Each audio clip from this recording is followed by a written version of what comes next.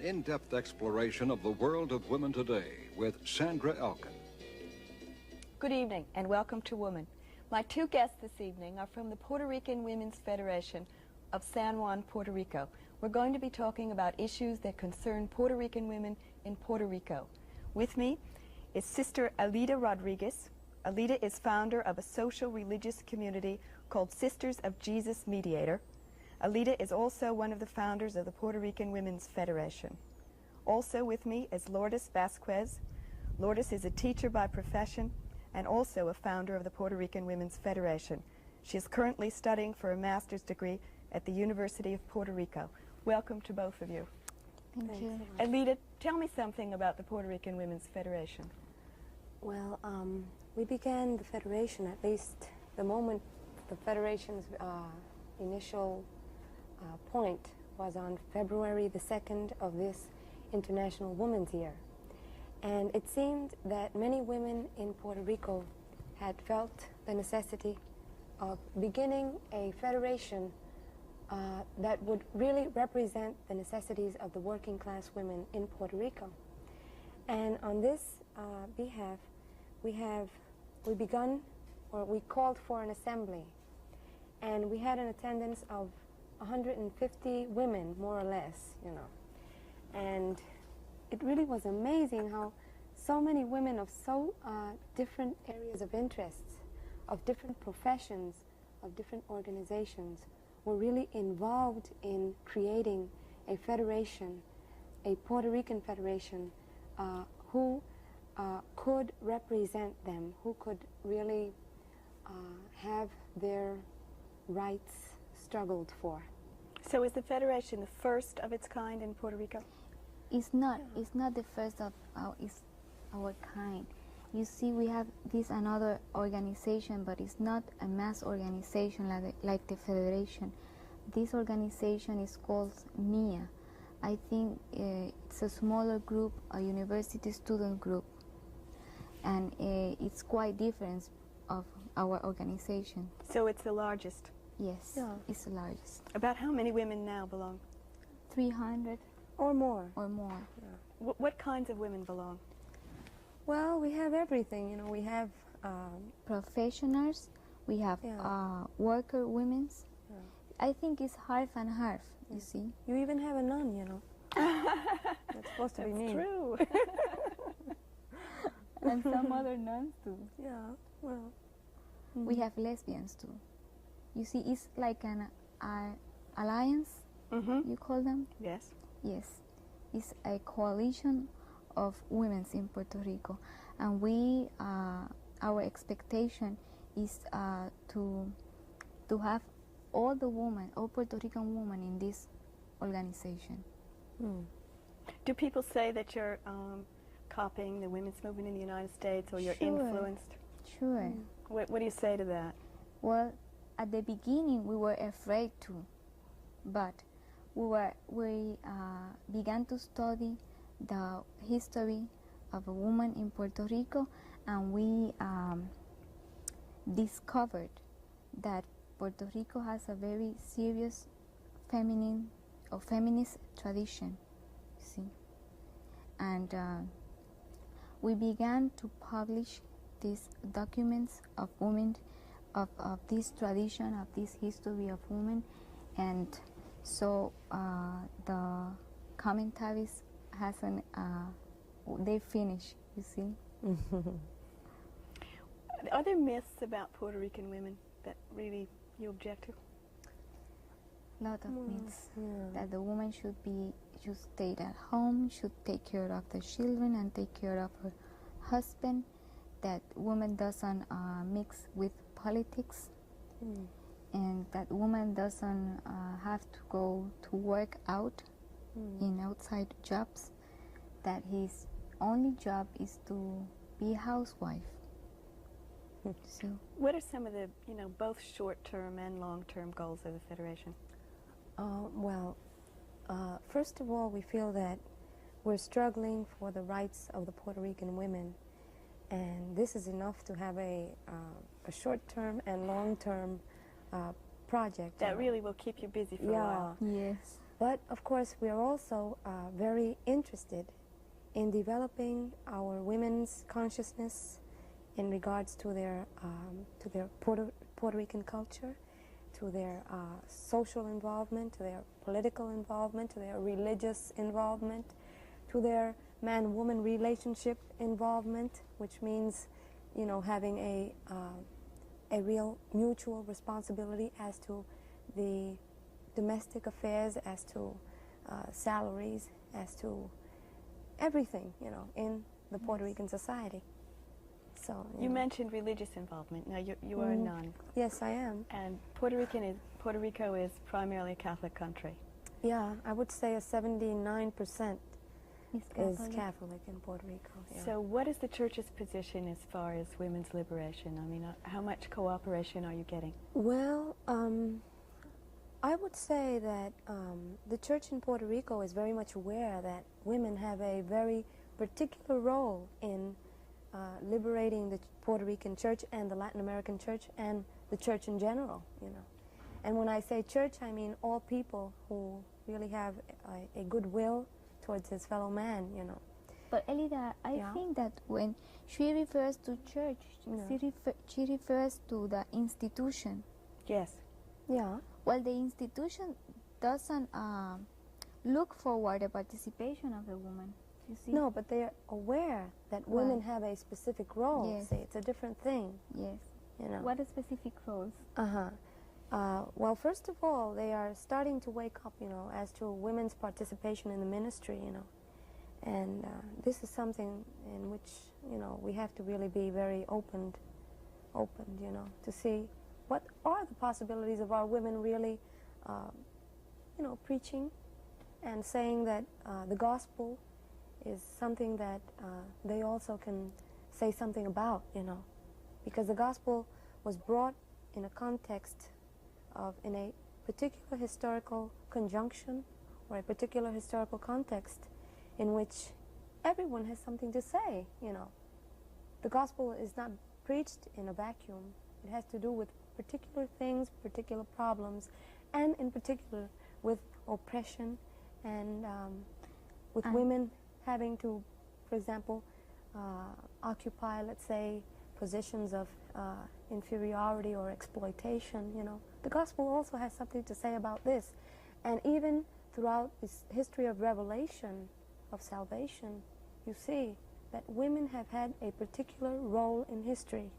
You know, different type of women, like Ruth, like Esther, like Maria, the Virgin Mary, you know, who said so many I don't think things. Lourdes agrees with you. No.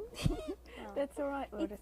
The thing is that because Elida is a nonna, is our compañera, we respect the whole situation of the religious matter. But what I think is the institution, the Church Catholic institution, you see, that in the history, this church is it's not necessarily your church, you see. No, I agree with you, but I haven't said anything about the institutional Yes. church yet. Well, you maybe know. with Oh, yes. No. Okay. Yes, So start. okay? maybe with women like Alida working within the church, you know, things are going to change more Change, quickly. yeah. Yes. Well, I mean, I think it's a fact that even the Puerto Rican church or even the church in Rome, you know, they really know that they haven't been really playing the part that Christ really gave them to play as regards to the liberation of this world, of this humanity, which has to really make a world in which justice and human sharing would be the main things that really are important, you know. And in this sense, without judging the intentions of the institutional church, we know that the church has failed, you know. And it's not until Pope John the 23rd that the church begins to open its doors, you know. And it's to this new church, the church of, for example, un Monseñor Parrilla Bonilla, you know. Yes. That's A church of the Berrigans, for example, you know. A church of a Camilo Torres, in which you are really feel that you can identify with this type of church. And this is the type of church that I feel I belong to, with a great respect for the Pope and for the institutional church. Let's talk about the economic situation of Puerto Rican women for a little bit. Mm. What about unemployment? Is it true that there are more unemployed Puerto Rican men than women? Sure, Oh, it's yeah. true. It's true because the women receive less pay for the same job, so it's more easier for the industry to have women than men. And I think that's the principal reason why. Can you describe a typical situation of a woman? Of a working woman. Yeah, of a working woman. Yeah, well, I know this woman named Doña Rosita, and she's a domestic worker. And she doesn't know how to write, nor does she know how to read. And she gets very early in the morning, and she gets on a public car in order for her to go to work, you know. And she's an incredible woman in regards to her power of I would say knowledge, you know, in many things.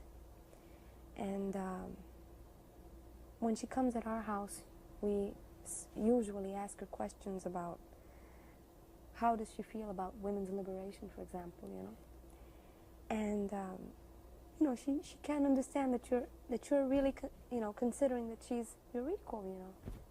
And it shows how our education in Puerto Rico, our society in Puerto Rico, have not been preparing our women to have an active part in society. Are the domestic workers, you know, worse off than the other women who are employed? Oh, definitely. I mean, they're not unionized at all, you know. Trade unions are not really doing anything with them. 53,000 workers, domestic workers. Domestic workers? Yeah.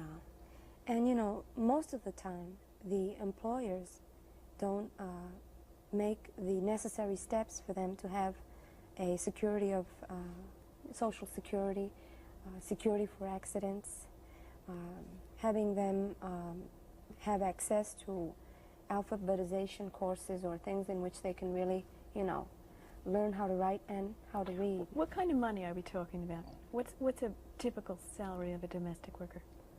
Well, it used to be 75 cents an hour. I don't know, Yes, you know, more if it's or less. 90 cents an hour now. But really, this is something that... there's another woman I know, Doña Nicasia, you know, she's of Barrio Volcán in Ato, Texas, in Bayamón. And this woman worked for more than 20 years with this family. And they never paid no social security. No. They never paid anything for her, you know. And she's very old now. And, you know, it's incredible that all these years have passed. And In the other side, you have the worker woman. Well, we are all workers women, but the woman that works in factories or in large plants. Well, I would be consider myself as a worker woman. Well, I am a teacher. I go and work 8 hours, then I have to go back. This has changed a little bit in my house, you see, because of the whole situation of the Federation. But usually I go back and I have to take care of my child, and I have to do the housewife work, all the household work, and then I have to take care. I have to take care of my child, and then the 8-hour working regulations it extends to 16, maybe 20 hours. You see, it's and I am studying too, so I have to when the child began to sleep, I have to begin to study. How come? You see. So are there things like, for the women who actually work in the factories, are things like pregnancy benefits, things like that? Yes, in more or less, in not in every unions, you see, and not all women's are unionized. Are Women's most not? yes, Most women's in Puerto Rico represent the 80% working in light industry, and they are not unionized. You see. Did it used to be that if you got pregnant, you were fired? oh yeah, this is the case of Magali, you know. You know, finally they gave her the leave, license pay for maternity leave. But, she really had a very hard time. And she came to the Federation to see what we could do, in order for us to represent her rights. And finally, through the, I would say, the legal secretariat that we have. See, we have 9 secretariats. And the Federation has 9 secretariats? Oh, yeah. Mm-hmm. Education, international affairs, trade union, financial affairs, secretarial, press and information affairs, organization, the coordinator and the vice coordinator. Yeah, and legal affairs. And legal. And 5 chapters across the island. Don't you have something called protective labor laws? Oh, yeah. Yes. This is horrible. Well, these so-called protective labor laws for women are, that the government says that there are certain specific conditions under which women have to be working in. For example, an employer has to give them transportation if their work passes, certain hours in the day or at night, and they should provide for certain sanitary conditions. But most of the times, these conditions really require a certain amount of money, of inversión, and they don't do this. So, because they don't do this, they don't, employ women. And in this sense, the protective laws of women are discriminatory because women are not employed. Well, these discriminatory laws, yes, were began in Puerto Rico in 1919. And it was okay in that time because the woman works more than 16 hours a day and doesn't have any sanitary facilities. You're talking about 16 hours a day in the factory? Yes. So that's why this first group of laws were made.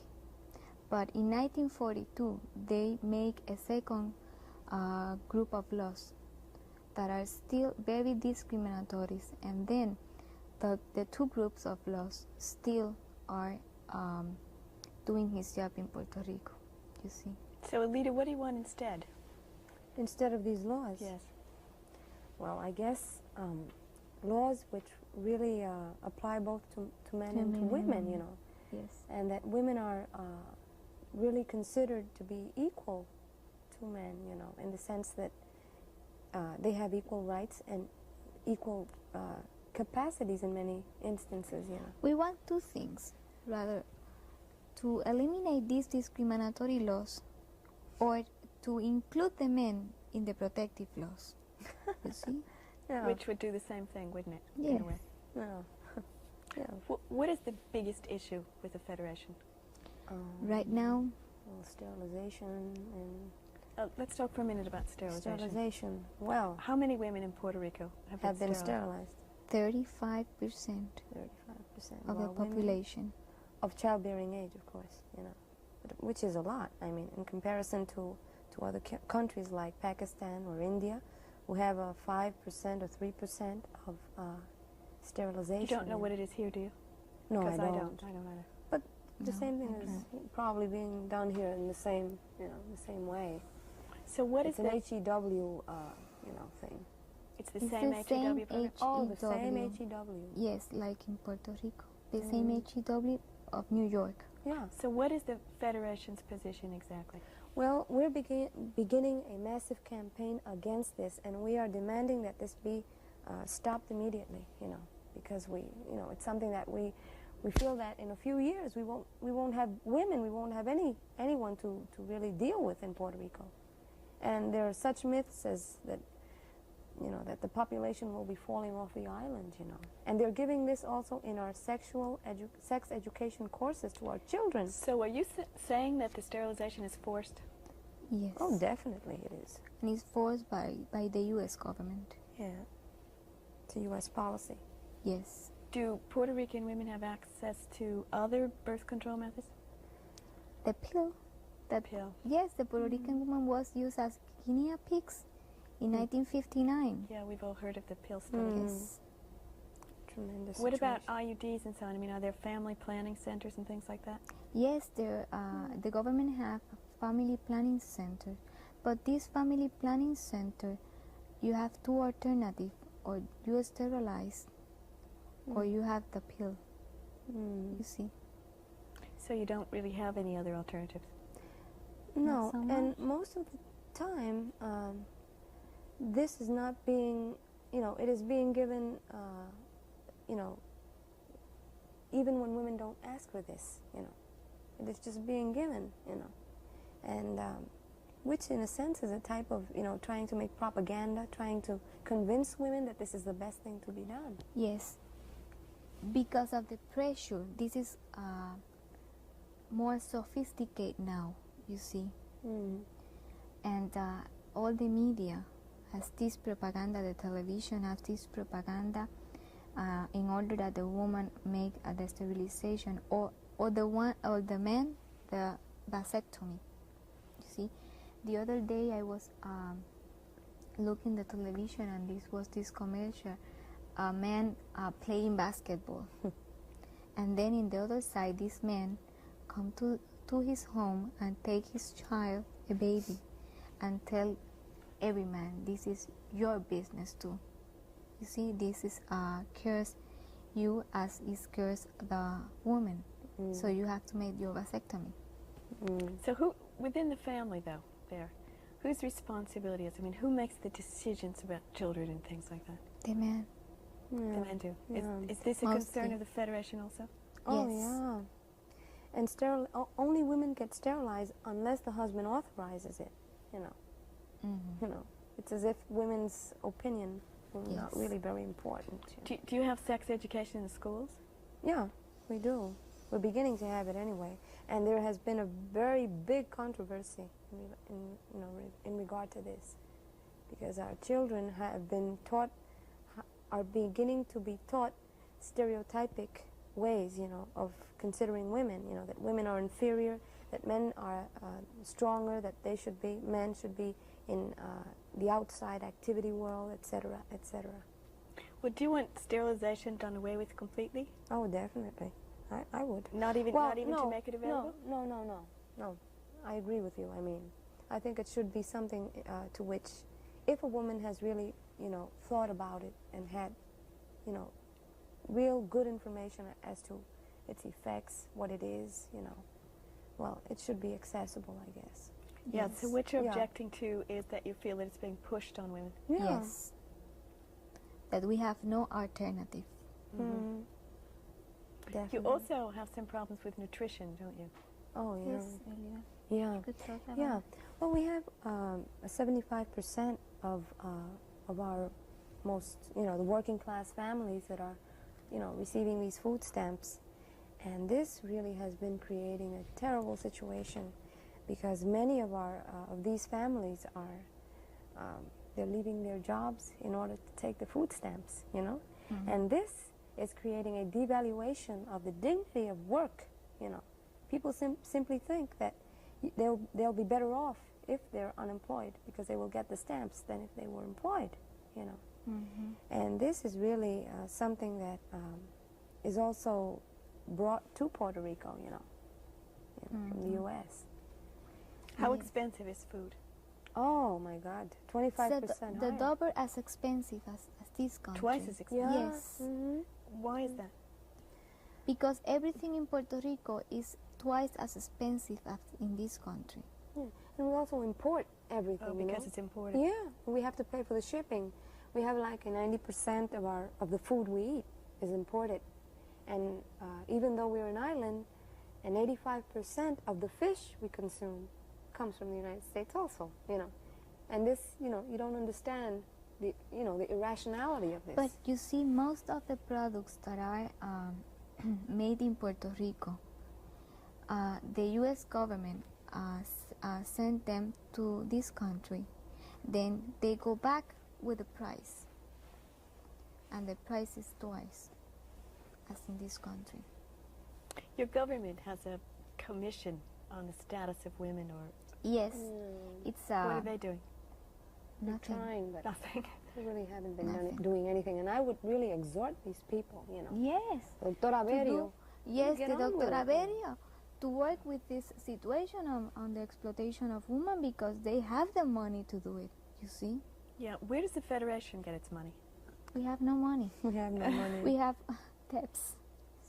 Yeah, well, the United Workers Movement have, you know, they have given us a little place where we can meet. Yes, an office. Yeah, and we're not paying anything there. So we're very grateful to Pedro Grant and all his, you know, the trade union. Are Right there now, lots of women in government, though, that could be helpful to you? Not so many. well, no, I There, guess, you see, in Puerto Rico, you have that the Puerto Rican women have much participation in comparison with Latin American countries, you see. But this participation is a mere pretty participation when you have these cocktails, Oh, the I see. woman, and everything is nice for the woman because I, as a lawyer or as a doctor, women doctor or lawyer, can have a servant in my house, Yeah. and they, my kids are in college, and everything is so nice and beautiful, you see. So I could enjoy it of the year of International Women's Year, yeah. you see. It's like a society thing, you know. The other thing that happens in Puerto Rico that the media has, how do you say, utilizar? Lourdes, we're almost out of time. We have just a few seconds. Okay, okay, that's all. But I think what you were going to say is that the media is not helping you any either. No, it's No. not really not helping me. No. Thank you both for being here. You're welcome. Thank you for watching, and good night. Thanks.